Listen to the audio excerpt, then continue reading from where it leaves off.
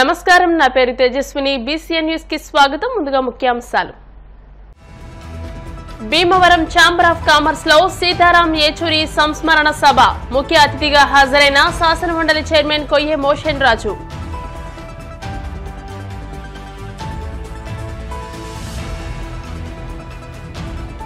కూటమి ప్రభుత్వం అన్ని హామీలను అమలు చేస్తుందన్న టీడీపీ నేత శ్రీనివాసులు రెడ్డి. వైసీపీ నేతల విమర్శలు అర్ధరహితమని ఎద్దేవా.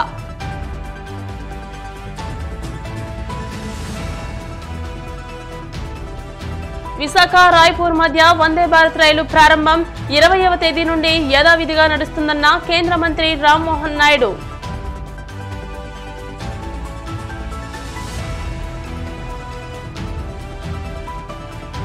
కాకినాడ ప్రభుత్వాసుపత్రిలో వైద్యుల వినూత్న ప్రయోగం. బ్రహ్మానందం కామెడీ వీడియోలు చూపిస్తూ శస్త్రచికిత్స.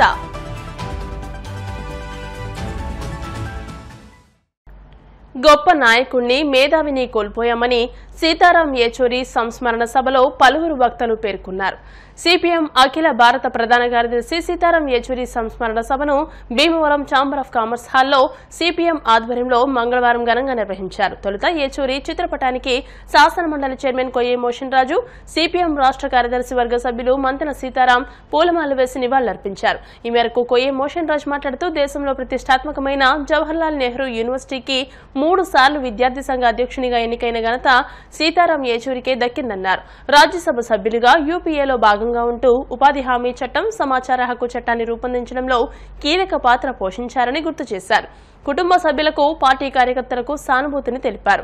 ఈ సభకు అధ్యక్షత వహించిన సిపిఎం జిల్లా కార్యదర్శి బి బాలరాం మాట్లాడుతూ రాష్ట్ర విభజన సమయంలో సమైక్యాంధ్ర కోసం చివరి వరకు పార్లమెంట్లో పోరాడిన ధీరుడు ఏచూరి అని పేర్కొన్నారు. ఎమ్మెల్యే పులపర్తి రామాంజనేయులు, సిపిఎం రాష్ట్ర కార్యదర్శి వర్గ సభ్యులు మంతెన సీతారాం, జనసేన ఉమ్మడి జిల్లాల అధ్యక్షులు కుటుకులపూడి గోవిందరావు, టీడీపీ రాష్ట్ర నాయకులు మెంటే పార్థసారథి, సిపిఐ జిల్లా కార్యదర్శి కోనాల భీమారావులు మాట్లాడుతూ చిన్న వయసులోనే ఉద్యమాల బాటపట్టి దేశంలోనే అగ్ర నాయకునిగా ఎదిగిన ఘనత సీతారాం ఏచూరిదే అని అన్నారు. అంటరానితనం, కుల వివక్షకు వ్యతిరేకంగా దేశవ్యాప్తంగా ఎన్నో ఉద్యమాలు చేపట్టిన సామాజిక ఉద్యమకారుడిగా ఏచూరి ప్రాచుర్యం పొందారని కొనియాడారు.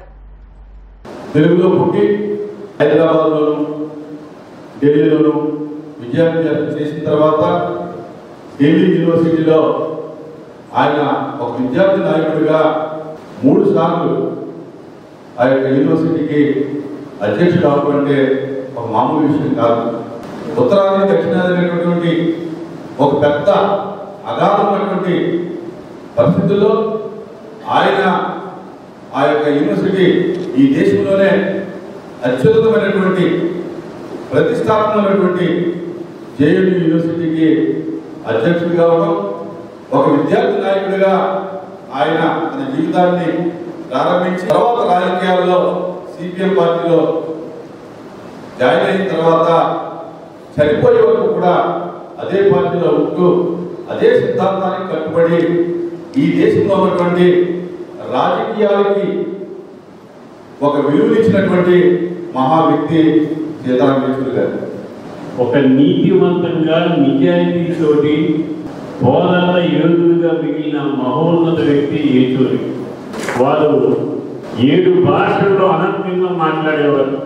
పివి నరసింహరావు గారి తర్వాత అన్ని భాషల్లో అనర్గంగా మాట్లాడే వ్యక్తి ఆయన. ఏదైనా సమస్య పట్టుకుంటే ఆ సమస్య పరిష్కారానికి మార్గం దొరికే వరకు కూడా వదిలిపెట్టేవారు కాదు. అటువంటి పోరాట యోధులు, మృది స్వభావి, చక్కగా మాట్లాడేవారు. తెలుగు కూడా ఇంగ్లీష్ కానీ హిందీ కానీ బ్రహ్మాండంగా మాట్లాడేవారు. వారు ఈరోజు లేకపోవడం సిపిఎంఏ కాదు, యావత్ భారతదేశానికి తీవ్ర నష్టం. అటువంటి నాయకులు ఉండాలి. నాయకత్వం అంటే ఎలా ఉండాలి, నాయకుడు ఎలా ఉండాలని తెలియజెప్పింది ఏచూరి గారు. మన దేశానికి తీరంలోకి వారి కుటుంబానికి నా ప్రవాహ సానుభూతి తెలియజేస్తూ సెలవు. అందుకేంటంటే సమాజంలో కొంతమంది ప్రజల్లో అత్యంత చైతన్యం కలిగిన వాళ్ళు సమాజం కోసం పనిచేయాలి. అదే పువ్వు పుట్టగానే పరిగణించడం అంటే తన గురించి తాను ఆలోచించకుండా, తన కుటుంబం గురించి ఆలోచించకుండా దేశం గురించి, సమాజం గురించి ఆలోచించడం. అది మొదట్లోనే చాలా చిన్న వయసులోనే సీతారాం యేచూరి గారితో అలాంటి భావనలు కలిగిన తర్వాత ఇప్పుడు మేము ఇటీవలలో పనిచేస్తున్నామంటే బరువు సంఖ్య లేకుండా మేము జిల్లా నాయకులు రాష్ట్ర నాయకులు చాలామంది పనిచేసాం, ఆయన నేతృత్వంలో పనిచేసాం, మేము ఆ తర్వాత చాలా ఉద్యమాల్లో పనిచేసాం, రాష్ట్ర పార్టీలో కూడా పనిచేసాం. ఆఖరి పరిశోధన ఆర్థిక శాస్త్రంలో పరిశోధన చేయాలని అనుకుని జవహర్లాల్ నెహ్రూ యూనివర్సిటీలో చదువుకున్నప్పుడు అనుకుంటే విద్యార్థి ఉద్యమ బాధ్యత రీత్యా పూర్తికాలం కార్యకర్తగా ఎస్ఎఫ్ఐలోకి ఆ తర్వాత ప్రజా ఉద్యమాలకు వచ్చినప్పుడు ఆ రీసెర్చ్ని పూర్తి చేయలేకపోయాడు. ఆయన మన భారతదేశంలో ఆర్థిక శాస్త్రవేత్తలు చాలా ప్రముఖులుగా ఆయన విద్యార్థి దశలోనే రాష్ట్ర ముఖ్యమంత్రి చంద్రబాబు సారథ్యంలోని కూటమి ప్రభుత్వం గత ఎన్నికల సందర్భంగా ఇచ్చిన హామీలను ఒక్కొక్కటిగా అమలు చేస్తుండగా వైసీపీ నేతలు చేస్తున్న విమర్శలు అర్ధరహితమని టీడీపీ పొలిట్ బ్యూరో సభ్యులు శ్రీనివాసులు రెడ్డి తెలియజేశారు. కడపలోని తన కార్యాలయంలో ఏర్పాటు చేసిన మీడియా సమావేశంలో ఆయన మాట్లాడుతూ కూటమి ప్రభుత్వం ఏర్పడిన 100 రోజుల్లోనే హామీలన్నీ ఒక్కొక్కటిగా నెరవేరుస్తోందని అన్నారు. జగన్మోహన్ రెడ్డి పేదల పొట్టకొట్టి అన్నా క్యాంటీన్లను రద్దు చేయగా వాటిని తిరిగి ప్రారంభించిన ఘనత చంద్రబాబుకే దక్కిందన్నారు. నాటి ప్రభుత్వం మద్యంలో కమిషన్లు తీసుకుని పేదల రక్తాన్ని పీల్చి ఇష్టమైన మద్యం బ్రాండ్లు తీసుకురాగా కూటమి ప్రభుత్వం కేబినెట్ లో ఆమోదించి నూతన పాలసీ తెస్తోందన్నారు. ఇప్పటికైనా వైసీపీ నేతలు నిరాధారణ ఆరోపణలు చేయడం మానుకోవాలని హితవు పలికారు. గత ప్రభుత్వం ఎన్నికల్లో ఏదైతే హామీ ఇచ్చి ప్రజలను మోసం చేసి అబద్ధాలతో అధికారంలోకి వచ్చి జగన్మోహన్ రెడ్డి గారు ఏదైతే ఇచ్చిన హామీలను విస్మరించాడో అవే కాకుండా కూటమి ప్రభుత్వం ఏర్పాటైన తర్వాత అమలు చేస్తామన్న ప్రతి హామీని కూడా 100 రోజుల్లో ఒక్కొక్కటి నెరవేర్చుకుంటూ వస్తూ ఉన్నాం. గత ప్రభుత్వం పేదవాడి పొట్ట కొట్టి అన్నా క్యాంటీన్లను కేవలం అన్నా అనే పేరుంది కీర్తిశేషులు ఎన్టీ రామారావు గారి పేరని చెప్పి రద్దు చేశాడో దాన్ని తిరిగి ప్రారంభించిన ప్రభుత్వం చంద్రబాబు నాయుడు గారి నాయకత్వంలో ప్రభుత్వం. ఇప్పటికే 100 అన్న క్యాంటీన్లు ఓపెన్ చేశారు. రేపు మిగతా 75 కేంద్రాల్లో కూడా కడపతో కలిపి కడప ప్రొద్దుటూరుతో కలిపి మిగతా కేంద్రాలతో కూడా రేపు అన్నా క్యాంటీన్లను ఓపెన్ చేస్తూ ఉన్నాం. రాజధాని నిర్మాణం 1-2 నెలల్లో ప్రారంభమై పూర్తి స్థాయిలో ఈ 4 సంవత్సరాల్లో పూర్తి చేయాలనే సంకల్పం కూటమి ప్రభుత్వానిది. అదేవిధంగా పోలవరం ప్రాజెక్టు కూడా 12,500 కోట్ల రూపాయలు నిధులు కేంద్ర ప్రభుత్వం నుంచి కేటాయించుకున్నారు. ఒకసారి పోలవరం పూర్తయితే కృష్ణాలో ఉన్న నీళ్ళన్నీ కూడా రాయలసీమలో వాడుకునేదానికి వెసలుబాటు అవుతుంది. పోలవరం తెలుగు రాష్ట్రానికి జీవనాడే కాకుండా రాయలసీమకు కూడా ఒక వరప్రసాదం లాంటిది. ఆ ప్రాజెక్టు పూర్తయితే కృష్ణాలో ఉన్న నీళ్ళన్నీ కూడా మొత్తం శ్రీశైలం ద్వారా రాయలసీమకు వాడుకునే వెసలుబాటు వచ్చేదానికి ఆ ప్రాజెక్టు పూర్తికి కంకణబద్ధులై ఉన్నాడు కూటమి ప్రభుత్వం. గత ప్రభుత్వం ఉచిత ఇసుక విధానం, ఉచిత ఇసుక ఉన్నప్పుడు తెలుగుదేశం ప్రభుత్వంలో వైఎస్ఆర్ కాంగ్రెస్ ప్రభుత్వం వచ్చిన తర్వాత యథేచ్ఛగా ఇసుక అక్రమ రవాణా చేశారు. స్మగ్లింగ్ జరిగింది. పక్క రాష్ట్రంలో వైసీపీ నాయకులు వాళ్ళందరూ అండదండలతో ఒక మాఫియాలాగా ఇసుకను అక్రమ రవాణా చేసి వేల కోట్ల దండుకున్న పరిస్థితి, పేదలకు ఇసుక అందని పరిస్థితి. ఈరోజు ఒక పారదర్శకంగా ఒక పోర్టల్ను ఓపెన్ చేసి ఇసుకను ఉచితంగా ప్రతి పేదవాడికి ప్రతి ఒక్కరికి కూడా అందే విధంగా ఇసుక విధానాన్ని తీసుకొచ్చారు. మద్యం పాలసీ మీకు తెలిసిందే. గత ప్రభుత్వం మద్యాన్ని కూడా తనకు కావాల్సిన బ్రాండ్లను మాత్రమే రిలీజ్ చేసి కమిషన్లు ఇచ్చిన కంపెనీల బ్రాండ్లను మాత్రమే రిలీజ్ చేసి మిగిలిన బ్రాండ్లన్నీ పక్కన పడేసి పేద ప్రజల మీద పడి అధికంగా రేట్లు పెంచేసి పేద ప్రజల రక్తాన్ని పీల్చుకున్న ప్రభుత్వం గత వైఎస్ఆర్ కాంగ్రెస్ ప్రభుత్వం. ఈరోజు ఆ పరిస్థితి లేదు. నూతన మద్యం పాలసీ తీసుకొస్తున్నారు. ఈరోజు క్యాబినెట్లో ఆమోదం కాబోతా ఉంది. ప్రైవేట్ మద్యం విధానానికి తీసుకొచ్చి అన్ని రకాలుగా కూడా అన్ని బ్రాండ్లు అందే విధంగా రేట్లను తగ్గించే విధంగా ఈ ప్రభుత్వం చర్యలు తీసుకోబోతా ఉంది. విశాఖ రాయ్పూర్ మధ్య వందే భారత్ రైలు అందుబాటులోకి వచ్చింది. కేంద్ర మంత్రి రామ్మోహన్ నాయుడు విశాఖ రైల్వే స్టేషన్లో జెండా ఊపి రైలును ప్రారంభించారు. అనంతరం కొంత దూరం రైల్లో ప్రయాణించారు. ఈ నెల 20వ తేదీ నుండి ప్రతిరోజు విశాఖ రాయ్పూర్ వందే భారత్ రైలు నడుస్తోందని తెలియజేశారు. అతి త్వరలోనే విశాఖ రైల్వే జోన్ కు ప్రధాని మోదీ శంకుస్థాపన చేస్తారని రామ్మోహన్ నాయుడు వెల్లడించారు. అహ్మదాబాద్ నుంచి దేశవ్యాప్తంగా 6 నూతన వందే భారత్ ట్రైన్లు ప్రారంభోత్సవం కానున్నాయి. విశాఖపట్నం నుంచి ఛత్తీస్గఢ్ లో ఉన్న రాయ్పూర్ దుర్గ్ వరకు కూడా నూతనంగా మరొక కొత్త వందే భారత్ ట్రైన్ మన విశాఖపట్నం రైల్వే స్టేషన్ నుంచి ప్రారంభోత్సవం చేసుకుంటున్నాం. సభ్యుడిగా అయినప్పటి నుంచి చాలా దగ్గరగా పరిశీలిస్తున్నటువంటిది. ఆ రోజు 2014లో మొట్టమొదటిసారిగా రైల్వేస్ కి ఎన్నో కార్యక్రమాలు చేయడానికి ఒక పార్లమెంటు సభ్యుడిగా నేను అడుగులు వేస్తుంటే నాకు ప్రధానంగా సహకరించినటువంటి రైల్వే సిబ్బంది అందరినీ కూడా నేను గుర్తు చేసుకుంటున్నాను.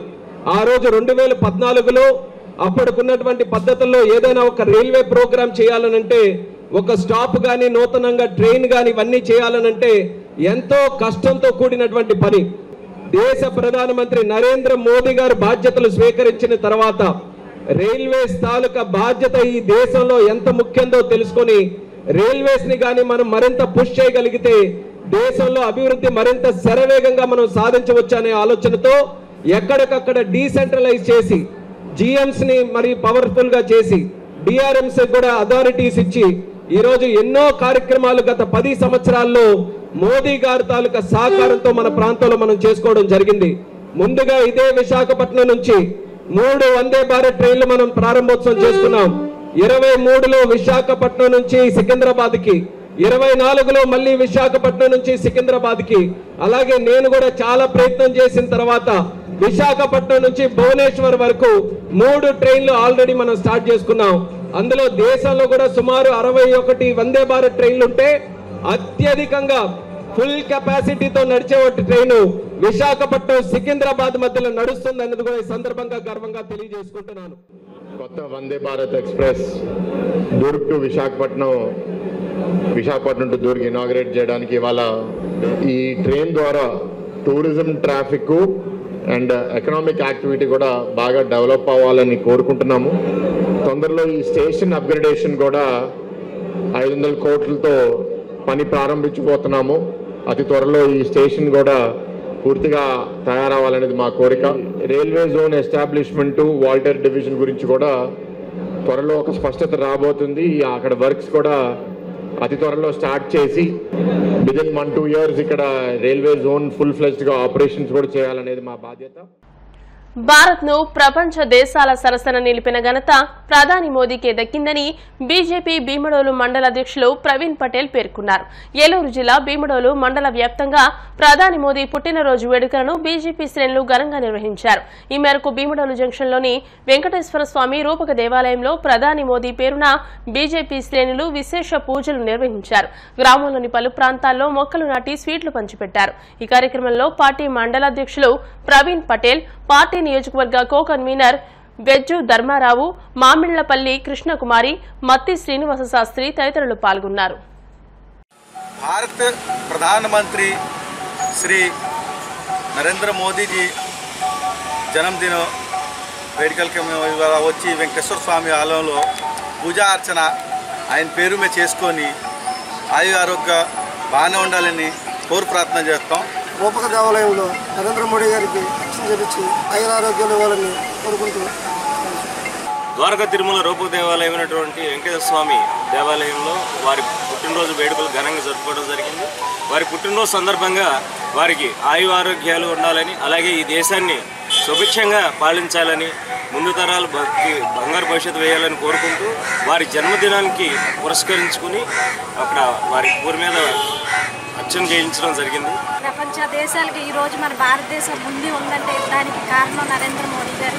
ఈరోజు ఈ దేశాన్ని విశ్వగురువుగా ముందుకు నడిపిస్తున్నారు. మళ్ళీ ఈయనే ప్రధానమంత్రిగా రావాలని, ఆ భగవంతుడు ఆయనకి ఆరోగ్యాలు అష్టైశ్వర్యాలు ప్రసాదించాలని మనస్ఫూర్తిగా కోరుకుంటూ మన కలియుగ దైవం శ్రీ వెంకటేశ్వర స్వామి యొక్క సన్నిధిలో ఆ యొక్క మన భారతదేశ ప్రధాని గారు నరేంద్ర మోడీ గారి యొక్క జన్మదినోత్సవ వేడుకలు, ఆయన పేరు మీద అర్చనలు, ఆయన పేరు మీద పూజా కార్యక్రమాలు, ఆయన ఆరోగ్యాలతో ఉండి మన యావత్ భారతదేశాన్ని అందరినీ కూడా మనకి చక్కగా అండగా ఉండి ఆయన కాపాడాలని, ఆయన ఆరోగ్యం ఉండాలని మా యొక్క వచ్చినటువంటి మా కార్యకర్తలు అభిమానులు అందరం కూడా ఆయన నిండు 100 ఏళ్ళు కూడా ఆయుధాలతో ఉండాలని. ఇప్పుడు కాసేపు ప్రకటనలు.